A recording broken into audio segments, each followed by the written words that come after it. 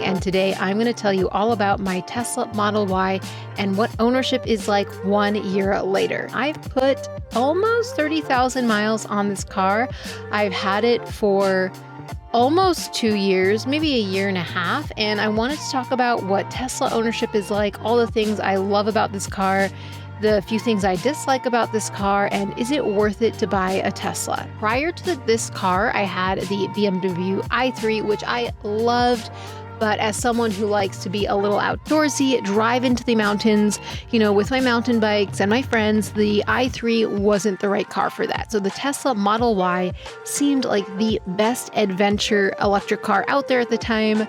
The Tesla Model Y long range came with about 310 miles range, and it just seemed like a really great car, so I got it. My top 5 favorite things about this car are the interior space. So this car is a mid-size SUV. It's really roomy on the inside. If you fold down the seats, you can fit furniture. I've used this car to pick up things from Facebook Marketplace.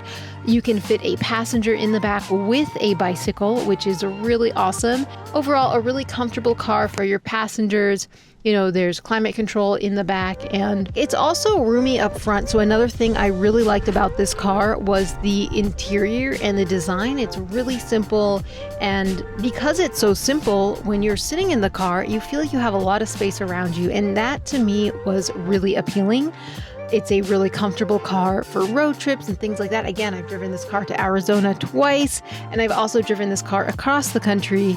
And each time I took the car out for a long drive, it was very comfortable. I never was uncomfortable in the seat. Climate control is really good and everything like that. So the car's comfort was also a really big selling point. I really did want an electric car. I love having an EV.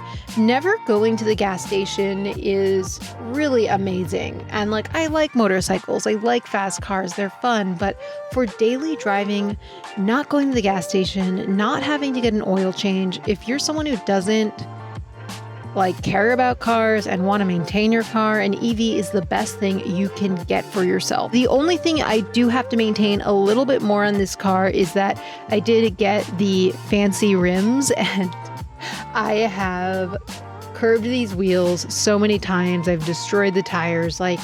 The tires are more expensive. So that's my only dislike is that the tires are a lot more expensive. I think replacing one tire was almost $500. You are going to control the whole car with the touchscreen. Also use voice command and things like that. But I do find that once you get used to where things are on the touchscreen, you don't have to do a lot to drive and navigate. You did have to futz around with the screen. It's really easy to put the car in cruise control and do what you want to do. And that cruise control is something I love about the car. So in my drive across the country, I put the auto drive, or it's pretty much a lane assist. The car stays in the lane. So I use that almost the whole drive across the country when I stayed on the I-80. And it was really nice. It was great. Again, great car to drive across the country.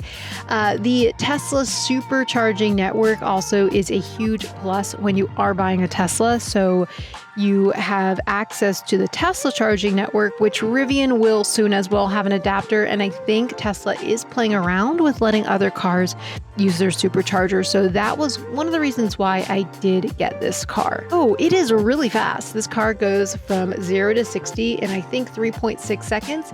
So for an SUV, it drives really fast and it's fun to drive. It's also fairly quiet due to the fact that there is no combustion engine. So it's really relaxing to drive, which is another reason why I love this car. It is quiet. You can have a conversation. You don't need the best speakers if the car is more quiet. Another thing that I do really like this car is all the cameras. So when you are driving, it does show you the cars around you. It will be red if there's a car in your blind spot and you have your blinker. And whichever blinker you put on, that camera on that side is going to come on, which is really nice. It's a great safety feature if there's a cyclist in the bike lane and things like that. So I love all the safety features the car comes with. I did have to use the Tesla roadside assistance, which was amazing. I had a tire blowout on the freeway. They were there in literally 7 minutes and they just gave me a new wheel, and I was off, back driving towards my destination and I think about 15 minutes. So Tesla roadside assistance are freaking amazing.